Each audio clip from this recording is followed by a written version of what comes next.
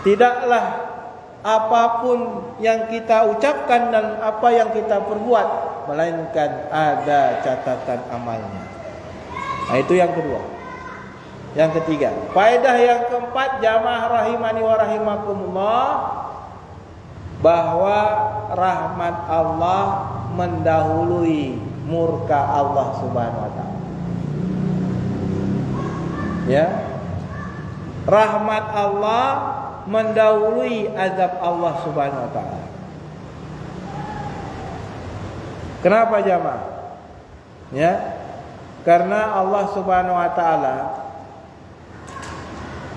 begitu kasih sayang kepada kita. Kalau kita beramal soleh, Allah balas dengan 10 kebaikan. Kalau kita berbuat dosa dan kemaksiatan, Allah hanya balas sesuai dengan perbuatan dan dosa kita tadi. Maka ini jamaah rahimani wa rahimakumullah menunjukkan kepada kita rahmat Allah itu lebih besar daripada murka Allah, lebih besar daripada azab Allah. Makanya Allah Subhanahu wa taala berfirman, wala yadlimu rabbuka ahada. Tidak ada nanti di hari kiamat sedikit pun yang dizalimi oleh Allah Subhanahu wa taala. Maka jamaah rahimani wa rahimakumullah, begitu juga dalam sebuah hadis Nabi sallallahu alaihi wasallam mengatakan, wa annahu la zalama 'alaikal yaum. Ya. Maka tidak ada satupun atas dirimu yang dizalimi oleh Allah Subhanahu wa taala. Itu kata Nabi. Jadi Allah enggak pernah zalimi kita. Yang Allah balas sesuai dengan dosa dan kesalahan kita jamaah. Sesuai dengan perbuatan yang kita lakukan saja. Enggak lebih daripada itu. Ya. Kalau kita berbuat baik, Allah balas 10 kali lipat sampai dengan 700 kali lipat. Begitulah rahmat Allah. Maka jamaah rahimani wa rahimakumullah, mulai sekarang jangan pernah kita remehkan sedikit pun amalan kebaikan, walaupun sedikit. Karena amalan kebaikan itu akan Allah balas berkali-kali lipat. Jangan pernah jamaah kita remehkan. Mari kita jamaah rahimani wa rahimakumullah bersungguh-sungguh melaksanakan amalan kebaikan. Nah, termasuk kalau kita mau membantu saudara kita tadi, kata Pak Muklis, sumbanglah untuk negeri Palestina. Ya, Lazismu Muhammadiyah telah membuktikan kontribusinya untuk Palestina. 30 miliar untuk Palestina dibantu. Ya, dari dahulu. Maka banyak yang percaya kepada Lazismu. Kalau dananya itu benar-benar sampai kepada rakyat Palestina. Ya. Dari dulu dia percaya. Makanya kalau kita ada rezeki, ada kemudahan, sumbang ke Lazismu. Ya. Nanti kalau enggak tahu nomor rekeningnya, boleh minta sama Pak Kris atau Ustaz Mulkan. Karena dia ketua Lazismu Aceh Tamiang. Nanti disalurkan. Seluruh Aceh dikumpulkan. Kalau enggak salah saya baca udah sampai 100 juta lebih Pak Kris ya. 300 juta. 326 juta ya. Luar biasa.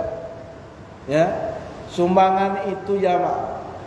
Harta kita itu yang sebenarnya adalah yang kita sedekahkan. Makanya Nabi SAW mengatakan, ya, anak Adam suka, kata Nabi, mengatakan hartaku, hartaku, hartaku. Apa kata Nabi SAW? Sesungguhnya harta anak Adam itu 3 aja yang sebenarnya. Apa dia kata Nabi? Yang pertama adalah apa yang dia makan. Itulah harta kita. Hari ini ada yang makan lontong pakai jengkol, itulah hartanya. Hari ini ada yang makan nasi, ya kan? Ada yang makan pakai ayam, pakai ikan goreng, pakai apa? Itulah rezeki sebenarnya. Itulah harta kita yang kita makan hari ini. Yang kedua kata Nabi, apa yang kita pakai jamaah. Kita pakai apa ini? Baju. Inilah baju kita. Baju yang kita dalam lemari, baju kita yang di laundry, baju kita yang kita simpan dalam tas, dalam koper, itu baju kalau kita meninggal, baju yang kita pakai yang kita menghadap Allah Subhanahu wa taala.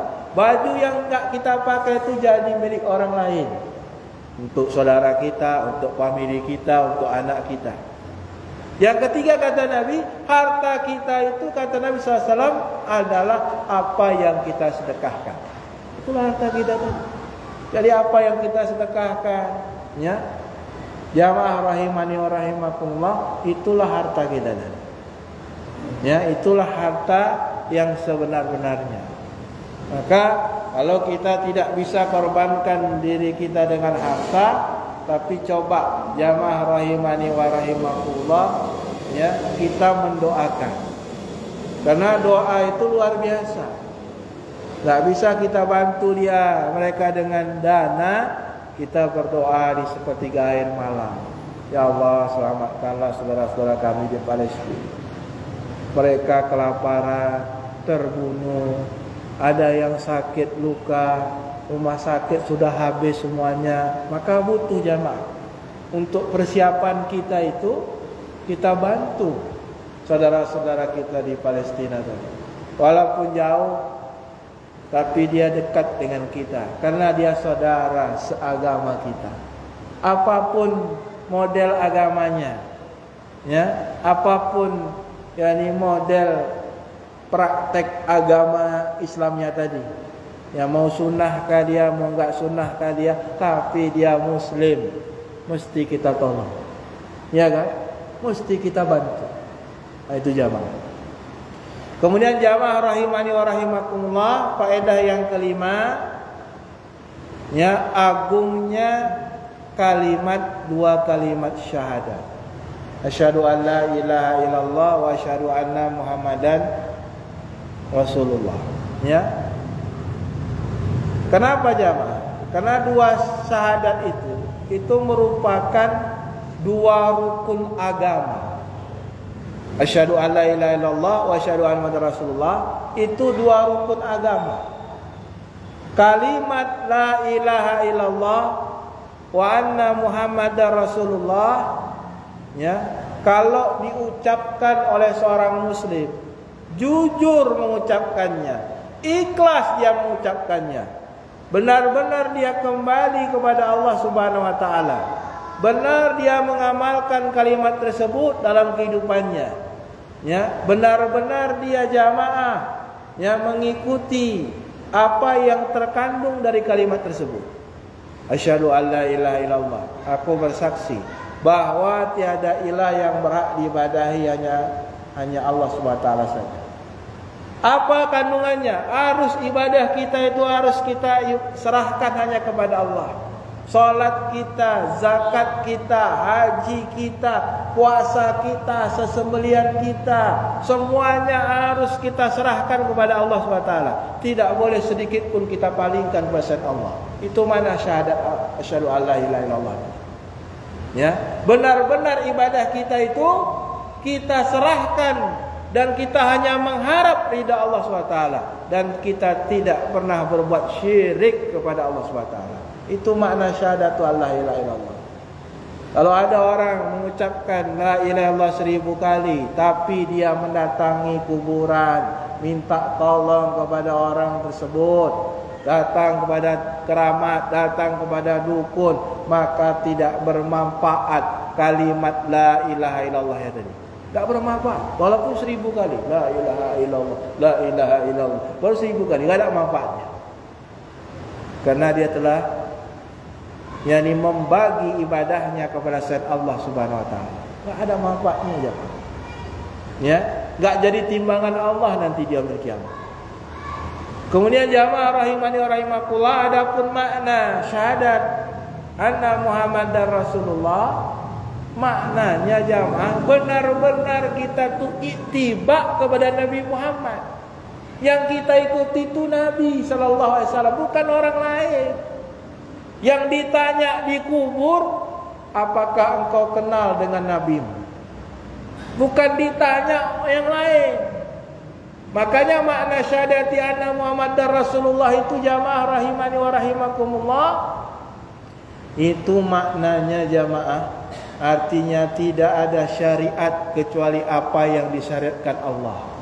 Tidak ada ibadah kecuali apa yang disyariatkan oleh Nabi Muhammad. Kalau Nabi Muhammad enggak perintahkan kita, jangan kita buat. Itu konsekuensi syahadat kita Muhammad Rasulullah. Kalau kita mengaku Muhammad menjadi Rasul bagi kita, hamba dan Rasulnya, maka kita mesti mutlak mengikuti Nabi SAW. Jangan setengah-setengah ikut Nabi, ikut juga yang lainnya. Nabi tak perintahkan ibadah ini kita buat, ya. Nabi tak pernah menjalankan perintah ini kita buat. Di mana syahadat anna Muhammadar Rasulullah? Maka jamaah rahimani wa rahimakumullah, itu kandungan syahadat kita tadi. Enggak main-main. Asyhadu an la ilaha illallah, benar-benar ibadah itu mutlak untuk Allah. Asyhadu anna Muhammadar Rasulullah, tidak ada jalan ibadah, tidak ada amal ibadah kecuali kita mengikuti Rasulullah sallallahu alaihi wasallam. Itu konsekuensi syahadat kita. Kalau separuh-separuh ikut Muhammad juga iya, enggak ikut Muhammad juga iya. Ini syahadat kita dipertanyakan, jamaah rahimani wa rahimakumullah. Enggak konsekuen kita dengan syahadat kita tadi. Makanya Nabi sallallahu alaihi wasallam ya bersabda jamaah, amarakum bila ilaha illallah. Ya, aku perintahkan kalian, kata Nabi, dengan kalimat la ilaha illallah. Fa innas samawati sab'a wal aradina sab'a law wudi'at fi kiffah wa wudi'at la ilaha illa fi kiffah la rajahat bihinna. Apa kata Nabi jamaah? Aku perintahkan kalian mengamalkan kalimat la ilaha illallah. Kenapa? Kalau seandainya langit yang 7 lapis, bumi yang 7 lapis, kata Nabi, ditimbang di satu timbangan yang lain, dan kalimat la ilaha illallah ditimbang di sisi yang lain, maka lebih berat kalimat la ilaha illallah tadi daripada langit dan bumi dan serta isinya. Gak main-main jamaah. Kita beribadah dan beramal soleh ini gak main-main. Taruhannya ya surga dan neraka jamaah. Jangan main-main kita dengan syahadat. Syahadatain tadi, asyhadu an la ilaha illallah wa asyhadu anna Muhammadar Rasulullah. Oleh karenanya, bagaimana kita itu benar-benar menjaga kemurnian agama Allah Subhanahu wa taala. Murni. Salat mesti sesuai dengan perintah Nabi, zakat mesti dengan perintah Nabi, puasa mesti dengan perintah Nabi. Itu konsekuensi daripada syahadat kita jamaah rahimani wa rahimakumullah. Begitu juga Nabi SAW bersabda, Allah Subhanahu wa taala berfirman dalam hadis qudsi, "Lau ataitani bi qarabil ardi khataya, summa laqaitani la tusriku bi syai'an, la ataituka bi qarabil maghfirah." Kata Allah Subhanahu wa taala, kalau seandainya ya engkau datang kepadaku dengan dosa sepenuh langit dan bumi, engkau datang tidak membawa dosa kesyirikan, maka aku akan hapuskan dosa kalian tadi. Maka jamaah rahimani wa rahimakumullah, mari kita itu mentahqiq, mempraktekkan syahadat kita tadi dengan sebenar-benarnya. Bukan hanya asyhadu an la ilaha illallah, tapi asyhadu Muhammadar Rasulullah kita terapkan dalam kehidupan kita. Tidak beramal kecuali sesuai perintah Nabi. Tidak beribadah kecuali dengan syariat yang diajarkan Nabi SAW. Itu mana syahadat kita. Maka jamaah, ini saja mungkin yang bisa sampaikan dalam pertemuan kali ini. Mudah-mudahan Allah Subhanahu wa taala memberikan keberkahan dan rahmat kepada kita semuanya, dan apa yang saya sampaikan ini bermanfaat bagi diri saya dan pada bapak-bapak sekalian. Saya tutup doa di kafaratul majlis. Subhanakallah bihamdika asyhadu an la ilaha illa anta astaghfiruka wa atubu ilaik. Assalamualaikum warahmatullahi wabarakatuh.